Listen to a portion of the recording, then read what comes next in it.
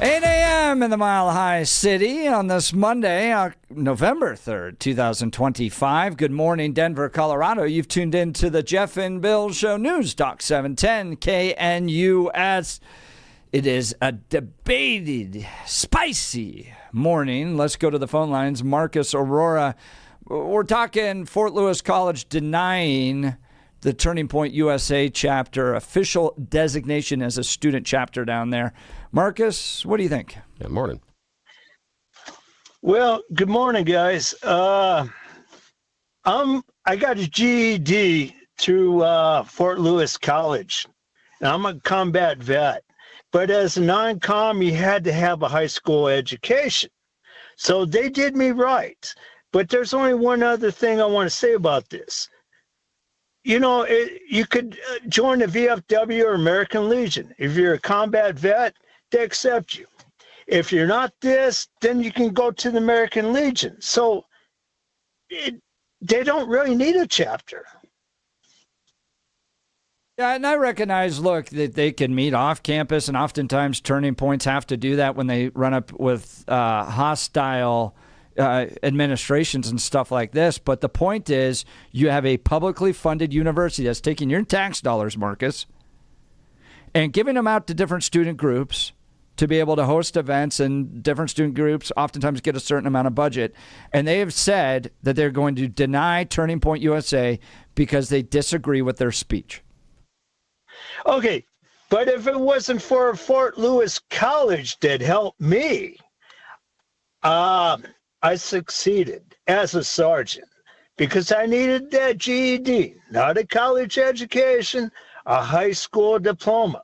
So they're doing good things and they're doing some bad things. But, you know, I understand what you're saying about public money, but they did me a favor.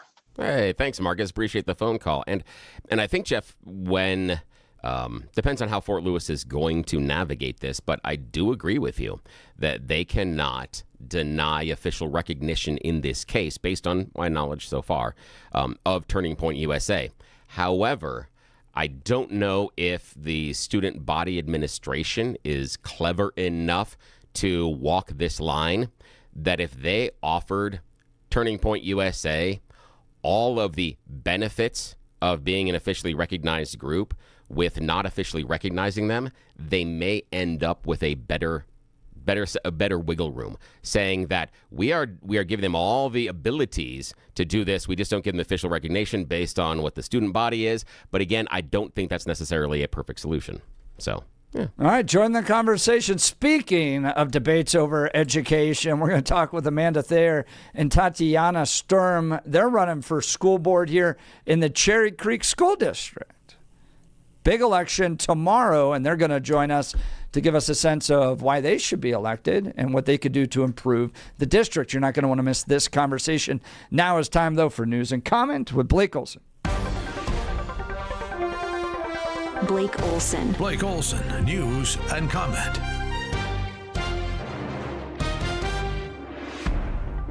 Hey, good morning. It is Monday. Sun is out, partly cloudy and 34, expecting a high of 56 today. News sponsored by Pastor Camp Heating and Air Conditioning at 303-777-1234 to learn more about special savings opportunities on Lennox equipment.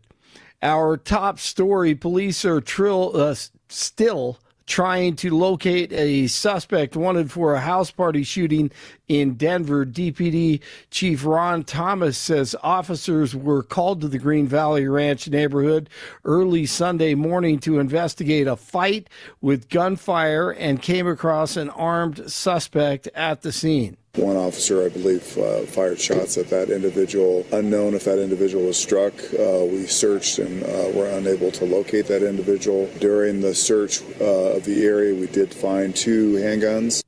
3 people were wounded but are expected to recover. According to Chief Thomas, they were shot before police arrived. The suspect shot at by police still at large. The Schumer shutdown continues. DJT on 60 Minutes last night. I think it's very bad. There's never been a case like this This is fairly standard stuff. You do extensions are almost automatic. In fact, they were virtually automatic.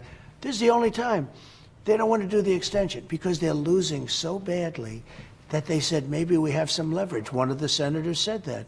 Maybe this is the first time we have some leverage. But they really don't have leverage because the Republicans can't be extorted in order to ruin our country. Governor Polis celebrating a ruling from two federal judges who want the 47 administration to partially fund the SNAP benefits. The state legislature approved a plan to pump in $10 million of state money for SNAP recipients, but lawmakers on both sides of the aisle are concerned it isn't enough. It could all be solved if the lefties just sign the CR. And also, you can expect more slowdowns and delays along with flight cancellations as air traffic controllers call in sick or work without pay. Broncos in Houston, 3 seconds to go, tied at 15. Bo Nix with two huge runs. One when he got out of the pocket and took off, and the other a designed run around the left side. It helps set up this. For the win for the Broncos. And the kick is good. And the fourth quarter magic remains for Denver. 18-15. Denver with the winner. Will Lutz, 34-yard field goal. Broncos win it, as you just heard, 18-15. Bo Nix after the game. I do think the expectations are different. I think we understand what it feels like to have confidence that we can go in there and win against a good team in a tough environment on the road in the league. It's hard to win on the road in this league, and it's hard to do it continuously, but we're just finding ways to do it. Yes, they are. Knicks, 173 yards, 2 TDs, 1 interception. Broncos have won 6 in a row. They're now 7-2. They lead the AFC West. The Broncos defense, great job on Sunday. They knocked out C.J. Stroud out of the game. That didn't help the Texans. The Raiders at mile high in 4 days. The Chargers in second place in the West. Chiefs in third, and chasing the Broncos and the Chargers. It will get interesting over the next 3 weeks. Here's some truth. Michael Waltz, ambassador to the UN this morning. 78 countries, 330 million Christians being persecuted around the world. It is the most persecuted religion across the Middle East and Africa and elsewhere. And to your point, relative silence from the international community. It is in the UN Charter as a basic human right. It's one of the things that Nicki Minaj is going to come over, and we're going to have her talk to the UN, talk to our experts, and actually hear from some of these pastors and others that have been so horribly persecuted. And I really welcome her engagement and her spotlight. Love it. Arizona dropped a big one on CU over the weekend, 52-17. The final at Folsom Field, and Coach Deion Sanders after the game. Don't doubt me. I don't doubt me. Let's get that straight. I don't doubt me. So the next question, the confidence level of me doing this job. Yes. I'm built for this. I don't doubt me. Obviously. Kings at the Nuggets tonight, Lightning at the Avs tomorrow night, and the Avalanche lead the Western Conference at 7-1. 30 in Castle Rock, 32 in Arvada, 34 in Denver. Jeff and Billy continue waking up with Jeff and it's already I'm hooked. I love it. Blake Olson, News Talk 710 KNUS. It's going to be a pretty quiet week of weather here in Denver along the Front Range. The main jet stream is going to ride along the U.S.-Canadian border for the week ahead. This will cause temperatures to bounce around a little bit. We are going to be cooler today, upper 50s to near 60, but warming back to 70 or better for Tuesday and Wednesday. Then we're going to cool off for Thursday, Friday into Saturday as a couple of Pacific fronts will clip the area at the end of the week, but they're likely not going to bring any significant threat for moisture. Meteorologist Don Day in the 710 KNUS Weather Center.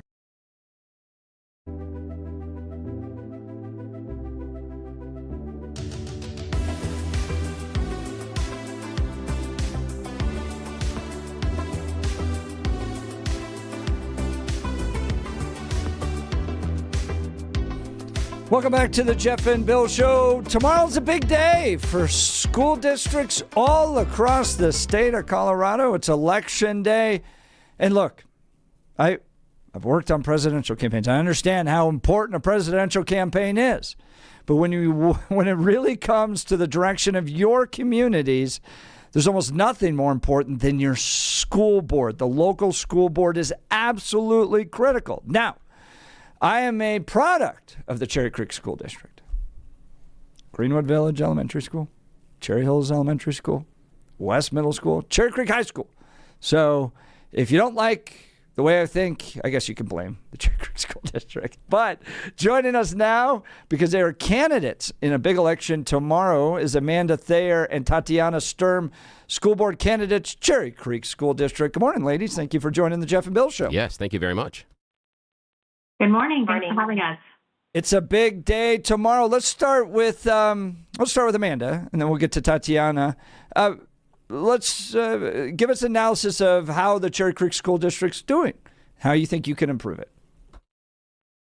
Yeah. Good morning. Thanks for having us. You know, we are ready to rule here when the election happens, but the school district, we know right now we are facing a decline in our literacy and our math rates, and we're falling behind some of the other school districts that have improved since the pandemic. And so one of the things that we really want to do when we get in there is we want to take a hard look at the literacy and really look at the budget and get those resources back into the classroom, get those kids back up to their proficiency levels, give the teachers the support that they need, and start there. We know that the superintendent has some plans to have everyone reading and being proficient in reading by the year 2030. If we can improve that date, we'll definitely do that. Tatyana, we'll go to you now. Tell us how you think Cherry Creek school districts are doing and what you can do to improve it.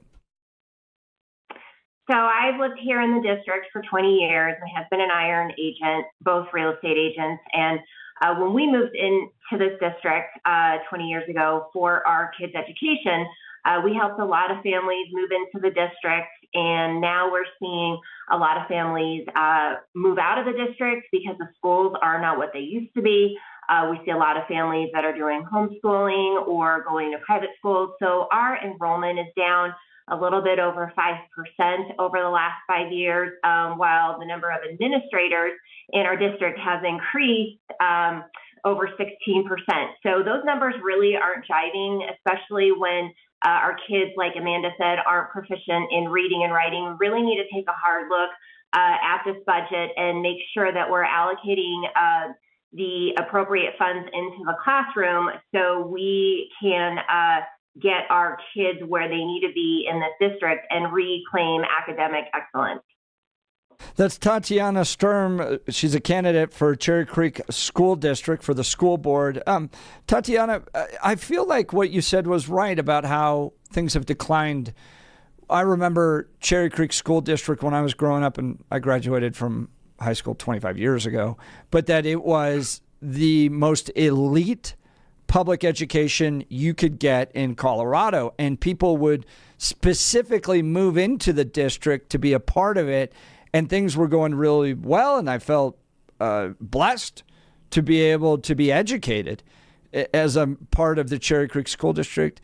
It just seems like that's changed. Would you agree with that, and why do you think it has?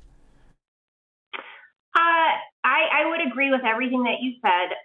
Cherry Creek has been known for many, many years. I mean, we're coming up on our 75th birthday of academic excellence. But I think that when you're not paying attention to things, things can slip away, things can go sideways. And that's where we're at right now as a district. A lot of people don't know that our proficiency levels are down. The number of administrators are up, that we're had to dip into our reserves last year just to cover our budget, especially when we have one of the highest pay per pupil in the state of over $18,000. There is some mismanagement going on, and I think finally people here in the district are paying attention now. Amanda and I have spent a lot of time talking to community members, taxpayers, and parents, and they are seeing the same issues that we're bringing up why we are running for the school board. And a lot of people are paying attention finally to the school board race, which is great. And Amanda and I are looking forward to getting into the board and getting the district back on track. That's Amanda Thayer and Tatyana Sturm. They're candidates for school board here in the Cherry Creek School District. Amanda, teachers' unions play a big role in elections, not just this election, but in pretty much every election. In fact, they spend, I think, more money than just about any other single entity in the country seeking to influence elections. How has the teachers' unions influenced this election in particular? Yeah, Jeff, we've seen a lot of influence with the teachers' union for our opponents. Our opponents are backed by the teachers' union. They've spent quite a bit of money on them on some campaigns to smear our name, but we are a grassroots effort. Tatyana and I have been working really hard. We have hundreds of donors from our grassroots efforts, from parents to teachers to neighbors to community members that believe in what we're pursuing and believe in the work that we want to do. And so we're just really proud of the fact that we've got such amazing support from so many people across this district. And yeah, that's our support system is you, the people. But we are up against the teachers union. So if you can please get out and vote, we need your vote. That's where it matters. And that's where we could use your support. Why do you think the teachers unions are supporting your opponents?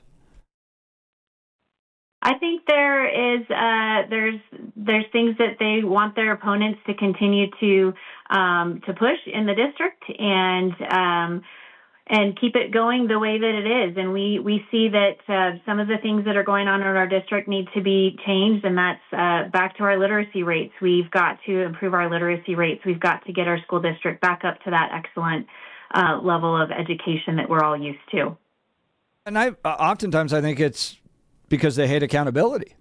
To be honest, that's the point many times of teachers' unions, is to step in the way and to prevent actual accountability and protect the jobs of the teachers. And so if you're seeking to bring about accountability for declining test scores or low-performing teachers, well, then the unions are going to be there to get in the way of it. So I'll go back to Tatyana Sturm running for Cherry Creek School District. You've been out knocking a lot of doors, talking to people. You guys have outraised your opponents. I was just looking here quite well. Do you think the momentum's in your favor as you approach the election day? I do think the momentum is in our favor. Amanda and I stepped up for our community to do what's right, to represent the community members, parents, taxpayers, which is really what the job of the board is, right? The board is there to make sure that we are accountable to our stakeholders, okay, which is the taxpayers, and that they get a return on their tax dollar, which means our kids need to be educated. They need to be reading, writing. They need to be able to think critically. They need to be able to find what they're passionate about so that they can move through, through the Cherry Creek school system and graduate as a productive person of society. You mentioned with the teachers union and the candidates being backed by the teachers union, that really becomes a conflict of interest when you have candidates that are not just endorsed but financially backed, because then the question becomes, are they truly representing the taxpayer, or are they representing the interests of the teachers union? That is Amanda Thayer and Tatyana Sturm, the school board candidates for Cherry Creek School District, joining Jeff and Bill live. I appreciate the time both of you have given us this morning. I've got kind of a larger 10,000-foot question. you both have talked a lot about deficiencies and underachievement inside of Cherry Creek schools, plus an imbalance of administration percentage of increase over the past few years versus a declining school population. All of those are fair critiques. So the question I've got is, if we're looking at these deficiencies in reading and writing, what do the two of you believe are the causes? The reason I ask this is because for decades, I have heard from politicians telling me they're going to go to either the state capitol or national, and they're going to find all the fraud and all the waste. They don't find anything. Many times, everything continues as is. So I understand that we've identified the problem. I'm looking for the two of you to identify possibly some causal reasons inside of the school district, because if we don't know the cause, we can't fix the water leak, if that makes sense. So what do you two think the causes of this deficiency in reading and writing are inside the district? Well, I think. Do you want to go ahead, Amanda? I think we've taken our eye off the ball as far as focus on the importance of reading and writing and math, and we've got a meritless education system where the kids aren't currently focused on merit, if you will. There's they've taken the valedictorian level away for these students, the high achievers that want to, really reach for that excellence level. We've got test scores for middle school and high schoolers that start out at 50%. So if a student doesn't take a test, or if a student, does half a job on a test, they automatically get a 50%. We had one teacher come up to us and say that a student had taken a test, got a 15% on it, and they added the 15% to the 50%. The student then had a 65% on their test, and they passed with a D. We're seeing this huge discrepancy between our literacy rates being below 50%, our chronic absenteeism being at 25%, and our graduation rates being at 91%. So how does that how do those numbers work themselves out? And Tatyana, I don't know if you want to add to that. Sure. One of the things that's been a big push in the Cherry Creek School District is the push for, equitable opportunities, which then the district equates to equitable outcomes, diversity. There's been millions of dollars spent in our district for these types of programs. And unfortunately, the people that these programs are meant for, which is our students of color, these programs are not benefiting them, because when we start breaking down the numbers in the district, about 70% of our students of color, are not proficient in reading. So we really need to look at some of these departments, where this money is being spent in the district, and really get that back in the classroom. Teachers need support. They have, over the years, lost aides, paras. They're required to do more things of upper administration, like professional development and reading books and attending classes, which takes time out of their work as teachers, teaching the kids directly. So I think we need to look at the district and work from the bottom up. Right now, the focus has been from the top down.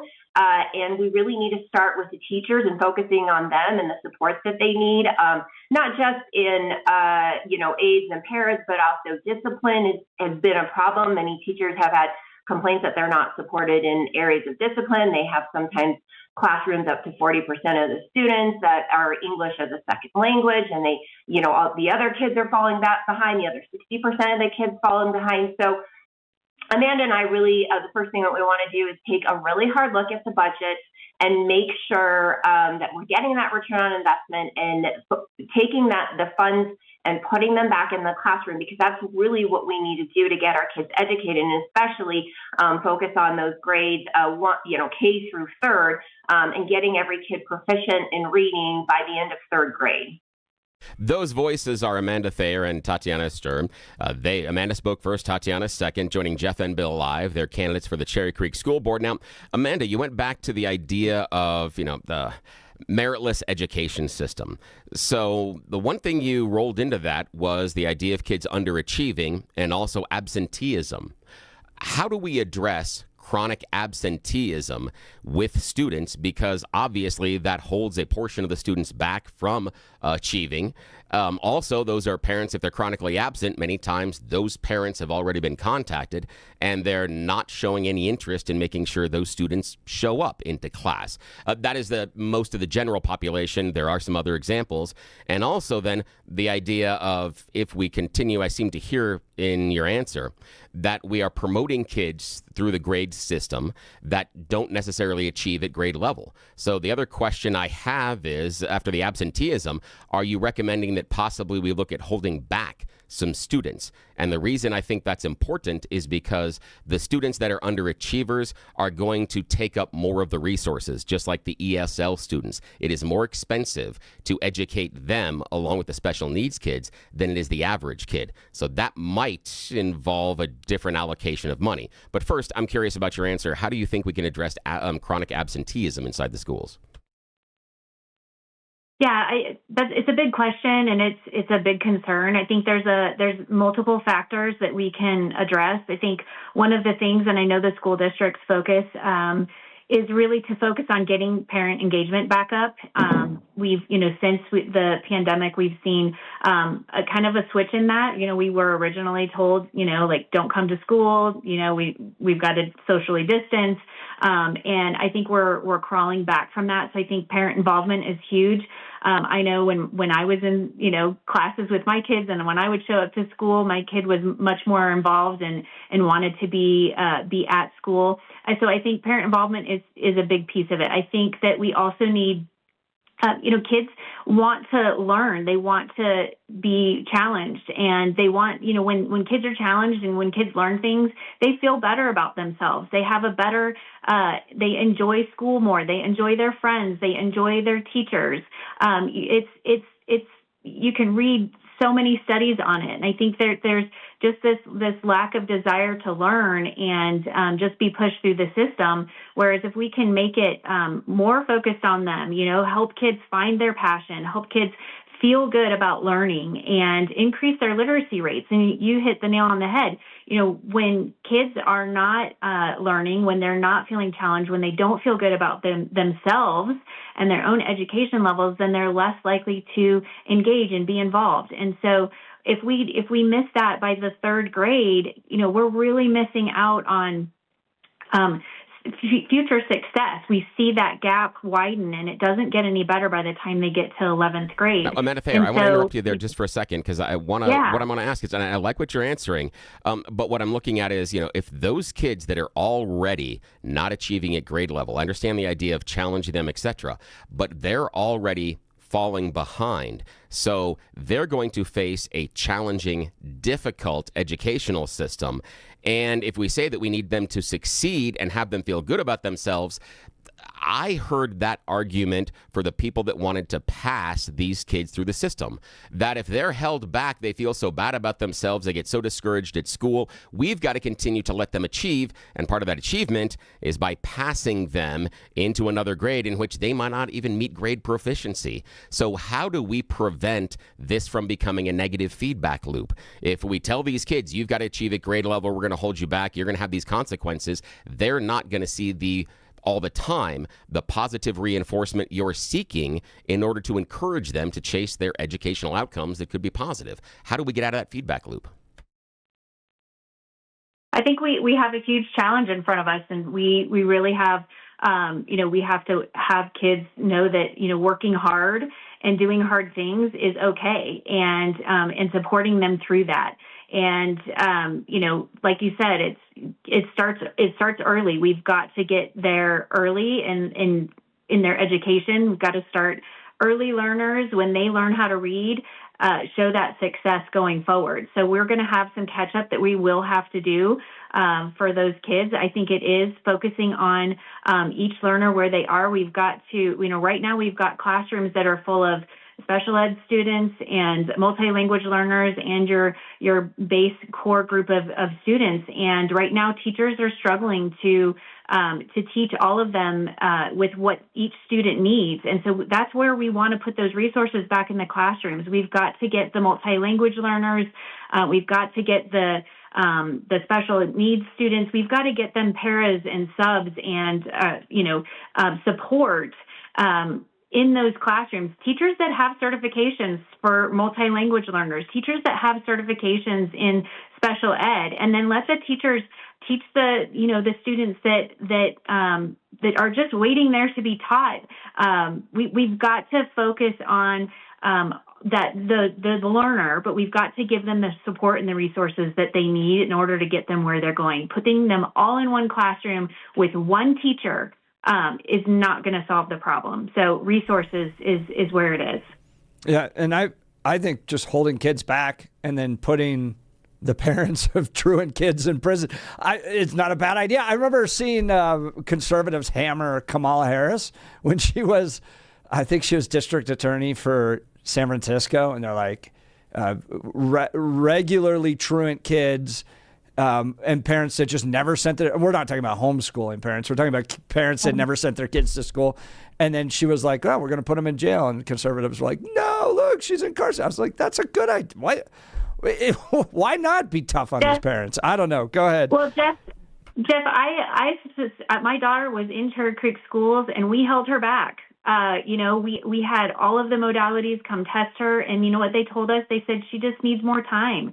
She needs more time to catch up to her grade, and I think it's a maturity thing. And I obviously am not opposed to it. I held my own child back in the Cherry Creek School District. I think that there are states that are doing this. If you're not proficient by third grade, they're looking at holding students back, and they are reaching their proficiency level. So, kids don't learn all at the same level, all at the same time. And we should be doing what's right for the kid in these districts. We should not be pushing kids forward so that our district looks good. We need to be doing what's right for the student and what's right for their education. That's a man. And I don't think we should. Sorry, put go kids ahead, in jail. Tatyana. In terms of this question with Yeah, go ahead, please continue. We tried to hold our son back in junior high, and we had meetings with the middle school principal and some of the teachers, and I felt at that time we just got pushed through the system to keep our son going. And it was from that perspective, like, oh, it's not going to be good for his self-esteem, that sort of thing, which I don't think is true. I think when kids, for him, it was definitely a maturity thing. But I think when kids do better in school, when, they have that confidence, even if it means holding a kid back, I think that's the right thing to do. Again, I want to get back to putting these kids out in the world as productive members of society. And if it means, and I think, there's a time and place to hold kids back. I mean, I don't know if maybe high school is the best place, but to catch those early, have more earlier intervention. It's, a lot more cost effective for the district to catch these things earlier on, like we've been saying, prior to third grade or, in the elementary school ages, than deal with remediation and getting them to catch up later through their school years, like in junior high and high school. So obviously it's going to take some time to get the district back on track, making sure that proficiency reading levels are where they need to be at, because that's so important, because that sets the tone for, kids doing well in other subjects like math and science, but really focusing on that K through third grade and giving the teachers the support that they need in those grades is going to be something that I think will, it's going to be good for kids' education, but also for the overall budget of the district as well. That's Amanda Thayer, Tatyana Sturm. They're candidates for the Cherry Creek School Board, and I want to tell you how much we appreciate you all coming on. We know tomorrow's a big day. Bottom line, I just think that most people, hopefully, this is what I'm praying for tomorrow, are ready to move past the politics in the classroom and get back to proficiency, quality, and results. That's it. putting every possible political flag up and having all these debates all the time. People are just done with it. Get back to proficiency, quality, so that our kids have a good future. In my mind, Amanda and Tatyana are going to do that and get Cherry Creek, my alma mater, back to where it needs to be. I hope you all are successful tomorrow. You can learn more about them by going to Amanda4ccsd.com and Tatyana4ccsd.com. Ladies, thank you so much for your time and best of luck to you tomorrow. Yes, thank you. Thank you. Go vote. Thank you. Absolutely. We were seeing in the Elizabeth School District where my wife's running that turnout's just really low. Really, really low. Oh, it is always in this type of election. You got to vote. No complaining if you don't vote. You're not and the allowed. other part is, if it is a low turnout based on just pure statistics, your vote is a larger percentage of those being cast. So if you're looking for a time in which your single voice matters more than at other times, elections like this are where your vote has an outsized share of voice. Don't skip this one if any of these issues that you heard this morning are important to you. This is a time in which your voice is heard louder than in something like a presidential cycle. Bill, when we come back, I'd love to hear from you, since your family is made up of educators, what they would like to see changes made. What do you hear around the kitchen dinner table? Oh, lots of stuff. I would love to hear it. All right. We'd love to hear from you as well. Who are you supporting?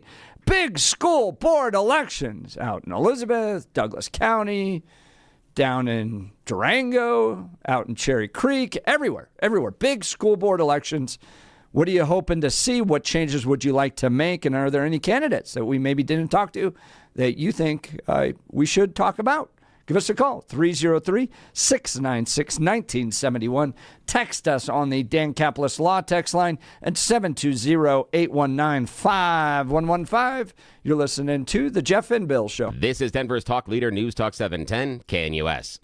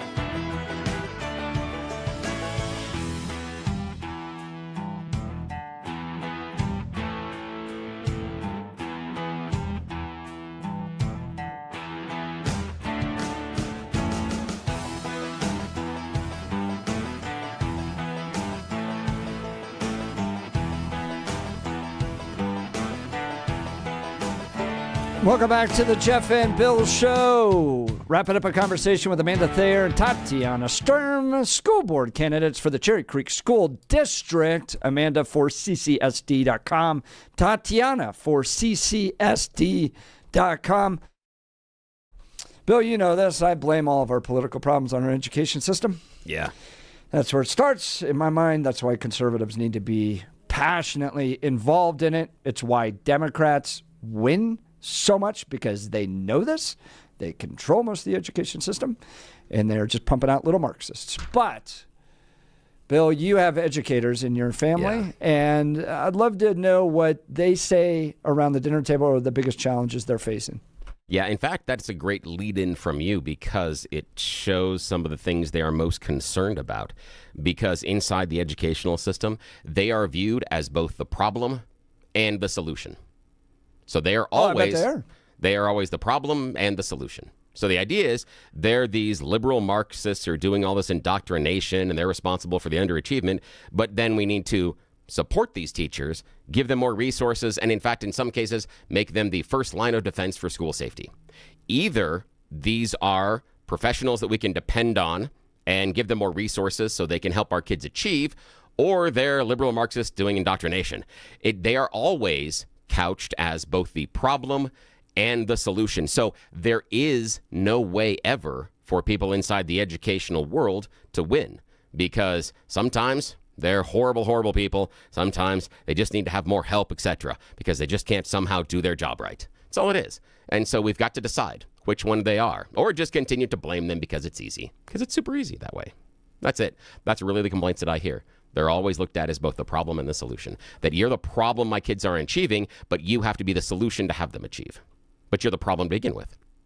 That's it.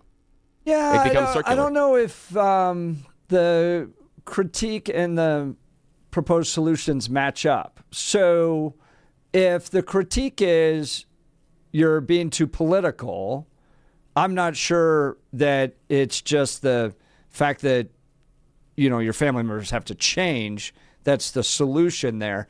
I think you could look at the critique that the school system is too political. It's too progressive. It's run by Democrats and liberals. Its curriculum is primarily liberal in its worldview, and it promotes that. But then people are concerned about achievement. Those teams seem like two different issues to me. I guess that's what I'm trying to say. But if these are horrible liberal Marxists that are bent on indoctrinating your kids into becoming little communists, then why would they ever want your kids to achieve and be smart? So that you're telling them that, well, you've got to help me achieve, you got to support you. The problem is you don't have enough resources. You don't have enough, just like, Tatyana and Amanda there were talking about the idea of not having special needs, disciplinary issues, and ESL students all in one classroom because it slows down all populations from learning. Correct. That's a truism. That has nothing to do with like Marxist. I said, those are two different things. But that has nothing to do with Marxist liberal indoctrination. In fact, if it was the idea that we need to have them be Marxist liberal indoctrinated, then you would embrace that. They would lean into the idea that all of this has to be done this way and we can't because they're getting what they want. Does that explain the test scores? Because I look at Denver and even Cherry Creek School District, they were mentioning declining competency with regards to test scores.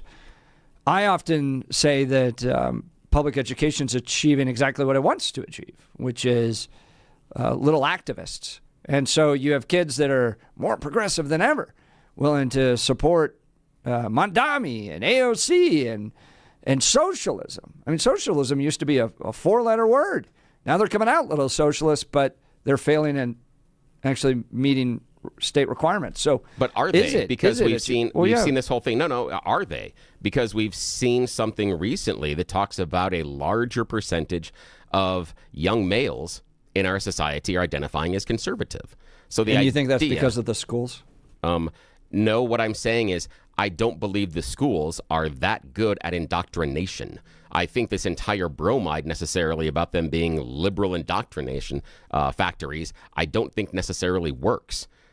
Because if it did, you wouldn't have those dudes being conservative. You wouldn't have that. I think those guys are the exception, not the rule. And the actual rule is that I think you see a higher embrace of socialism particularly among young people, than you've ever seen before in this country's history. And at the same time, failing competency scores. So, I mean, isn't the critique that government-run education is doing that valid? No, I don't, because I don't think it's a causal relationship. I don't think you can demonstrate that it's a causal relationship. Who's making them socialists? I believe it is the function of our society at this point. And we've talked about that based on the economics.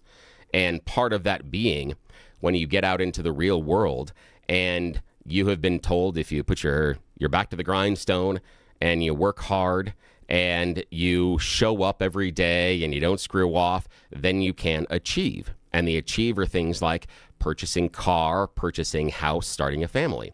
And more kids at the bottom end of this are not being able to find that type of achievement based on the existence of the economic system. And so if they turn around and say, well, if the danger is that these things I can't already pay for are going to be paid for by the government, then what's the negative? Because I'm already not achieving that to begin with. So it's not like you're taking anything away from them. They already don't have it. So that's the issue. That's why.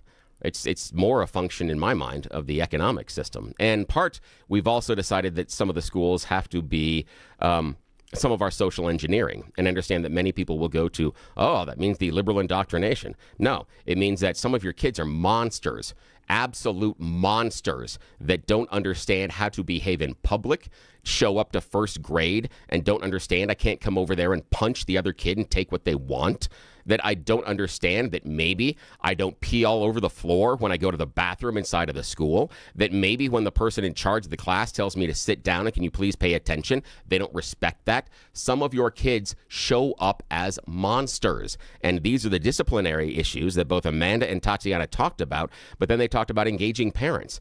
Those kids are often the progeny of some of the most disaffected, uninvolved parents in the entire district. It's very difficult to get them to pay attention and to care about it. There is a segment of that population that does, but the vast majority of those kids, they don't care. Not all of American history has had kids educated to be this progressive, and I think it's pretty clear. There's a causal relationship between embracing progressive ideology and failing on your standardized tests. But prove me wrong. 303-696-1971. Text us on the Dan Caplis Law text line at 720-819-5115. We'll continue. You're listening to The Jeff and Bill Show. This is Denver's talk leader, News Talk 710, KNUS.